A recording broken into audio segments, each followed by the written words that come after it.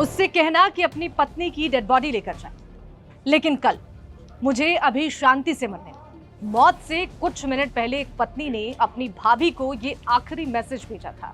ये शब्द किसी डरावनी फिल्म के नहीं है, बल्कि भोपाल के चर्चित त्रिशा शर्मा सुसाइड केस का है, जिसका सच अब सीबीआई की 30 पन्नों की चार्जशीट में सामने आया है। 34 साल की पूर्व मिस पुणे त्रिशा शर्मा की मौत कोई हादसा नहीं था, और न ही ये अचानक लिया गया कोई फैसला था। ये नतीजा उस अंतहीन प्रताड़ना का, जिससे एक हंसती खेलती लड़की को मौत के गले लगाने पर मजबूर कर दिया। सीबीआई की इस चार्जशीट में उस रात के आखिरी 90 मिनट का जो ब्यौरा दिया गया है, वो किसी का भी कलेजा कपा सकता है। 12 मई की रात 9:20 पर त्रिशा ने अपनी भाभी को फोन किया। वो फूट फूट कर रो रही थी। उसने बताया कि उसकी पीठ में दर्द था। उसने अपने पति समर्थ को दूसरे कमरे में सोने को कहा तो वो हिंसक हो गया। इसके बाद 9:36 पर वो आखिरी मैसेज आता है, मुझे शांति से मरने दो। सीसीटीवी फुटेज बताते हैं कि ठीक 4 मिनट बाद त्रिशा अकेली सीढ़ियां चढ़कर छत की तरफ जाती हुई नजर आती है।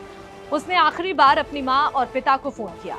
गिड़गिड़ाई कि समर्थ बहुत आक्रामक हो गया है, आप तुरंत आ जाइए। लेकिन जब तक घर वाले कुछ कर पाते, त्रिशा इस दुनिया को छोड़ चुकी थी। सवाल ये है कि एक हाई प्रोफाइल परिवार की बहू, जिसका पति रसूखदार और सास एक रिटायर्ड जज है, उसने ये कदम क्यों उठाया? चार्जशीट की परतें खोले तो पता चलता है कि त्रिशा का घर उसके लिए एक जेल बन चुका था। फरवरी 2025 में एक डेटिंग ऐप पर त्रिशा और समर्थ की मुलाकात हुई और दिसंबर में शादी। लेकिन शादी के कुछ दिन बाद ही समर्थ ने त्रिशा के पुराने रिश्ते को लेकर उसे जलील करना शुरू कर दिया।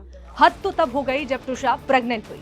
आपसी झगड़े की वजह से वो बच्चा नहीं चाहती थी। जब उसने अबॉर्शन का फैसला लिया तो उसकी सास गिरिबाला सिंह ने उसे 3 बार कातिल कहा। दर्द में तड़पती पत्नी को पति ने कहा कि वो नाटक कर रही। यहाँ तक कि समर्थ ने बच्चे के पिता होने पर भी घटिया सवाल उठाए। लेकिन ये सिर्फ मानसिक प्रताड़ना का मामला नहीं था, इसके पीछे 20 लाख रुपए का एक काला खेल भी था। त्रिशा के पास 20 लाख के शेयर थे, जिसे उसका पति समर्थ चीनी शेयर बाजार में लगाना चाहता था। वो लगातार दबाव बना रहा था कि त्रिशा ये पैसे उसके जॉइंट अकाउंट में ट्रांसफर कर दे। त्रिशा को इतना डर था कि वो घर में बात करने से घबराती थी। उसके बॉस ने बताया कि वो अक्सर पार्क में टहलते हुए फोन करती थी, क्योंकि उसे शक था कि उसका पति उसके फोन की जासूसी कर रहा है और उसे ट्रैक कर रहा है।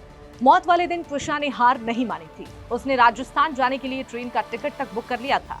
वो उस नर्क से निकलना चाहती थी। वो मैरिज काउंसलिंग के लिए भी कई जगह पर गई, जहां समर्थ ने कबूला कि वो दोनों गांजा पीते। डॉक्टर ने समर्थ को अपनी पत्नी की बात सुनने की सलाह, लेकिन घर लौटते ही फिर वही बर्बरता शुरू हो गई। शाम को जब समर्थ और उसकी मां टहलने निकले तो त्रिशा ने साथ चलने की कोशिश की, लेकिन उन्होंने उसे पूरी तरह से इग्नोर कर दिया। बस यही वो पल था जब त्रिशा की आखिरी उम्मीद भी टूट गई। सीबीआई ने फिलहाल पति समर्थ सिंह और सास गिरिबाला सिंह के खिलाफ खुदकुशी के लिए उकसाने का केस दर्ज किया है। हालांकि जांच अभी खत्म नहीं हुई है। त्रिशा के आईफोन का डेटा आना अभी बाकी है और सीसीटीवी फुटेज की फॉरेंसिक जांच चल रही है।